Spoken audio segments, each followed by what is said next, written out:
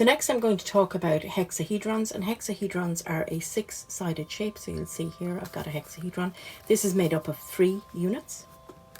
Now I've got a number of the exact same hexahedron shape here, all made up of the same kind of unit. The only difference between them is in their size.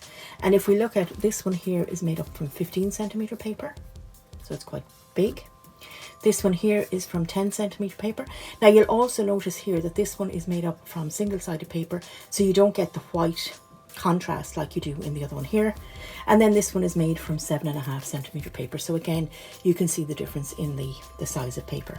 I also just want to show you some other little hexahedrons that I've made, and these are made from a different unit. So the 3 that you've got here are all made from the same unit, whereas these ones are made from a slightly different unit, but again, you can see it's a hexahedron.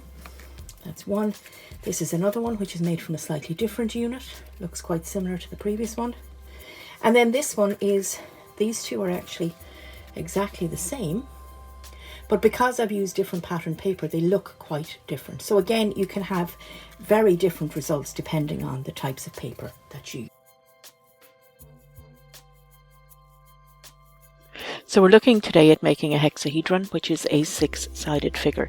Now we're using modular origami to make this hexahedron. So we're going to be using 3 modules. So I'm using different color modules here, and I'm using double-sided paper just so that it's easier to see where one module starts and finishes, and the next one then starts.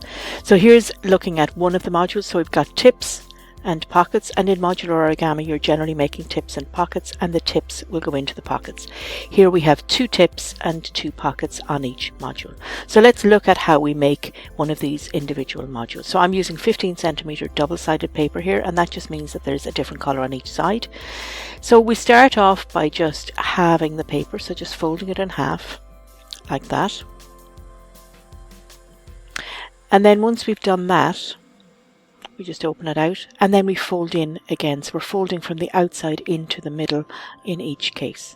So we're halving each one again. So we do that on the other side. And now when we do that and we open it out, we'll see that we've now split that 15 centimeter square into 4 skinny rectangles. So we can close it. So now we're going to fold in a triangle at each corner, like so, and because we've got the double-sided paper, it's very easy to see what's happening here. So we're folding into the white side.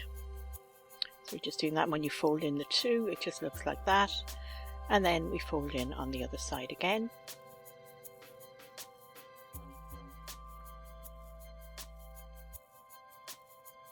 So we've got our 4 triangles folded in, our 4 corners folded in, and that's what it should now look like. So once we've done that, we're now going to have the corner, the top right hand corner, and we're also going to do the one that is opposite to that. When we do that and fold it in, we should get something like this. Now it really doesn't matter whether it's the top right or the bottom right that we fold in, but whatever we do on the first unit, we must do it exactly the same on the subsequent units, or they won't fit together in the correct manner. So we'll see when we folded in the 2 opposite corners, this is now what our unit should look like. Okay, so you can start to see the tips forming. Now we turn it over and we fold again corner to corner. Now you need to be a little bit careful here and just a little bit precise, but obviously, you know, the more precise you are, the better your unit will turn out. And then we just fold at the other side as well. So we're just folding back in the corners. So when we do that, this is now what our unit looks like on that side and on that side. The last thing we need to do is just fold it in. So we fold, and I always go wrong here. I try to fold it here and it doesn't work. So we fold it back in just like that and fold it in again. And then the last thing to do is just fold it back on itself. Just fold it back in. Just like that. And now when we open it out, we should see our unit.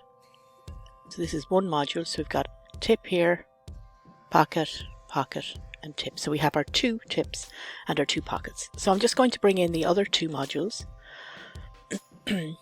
and then put them all together. So we're going to put the yellow and the blue one together first. So the tip of the blue is going to go into one pocket of the yellow. And then if we just fold it over, the tip of the yellow will go into a pocket of the blue. And then when we open it out, you can see what it looks like inside. And now we're going to put the green one. So again, we just put it in there like that. And then we've got the two tips of the green. One is going to go into the blue, and the other folds around and goes into the yellow. So the last thing we have to do is to put the yellow tip into the green pocket and the blue tip into the green pocket. And there is our hexahedron, which is, as I said, a 6-sided shape made from 3 different modules. So this was the very first modular origami piece that I created, and I hope you found these instructions helpful.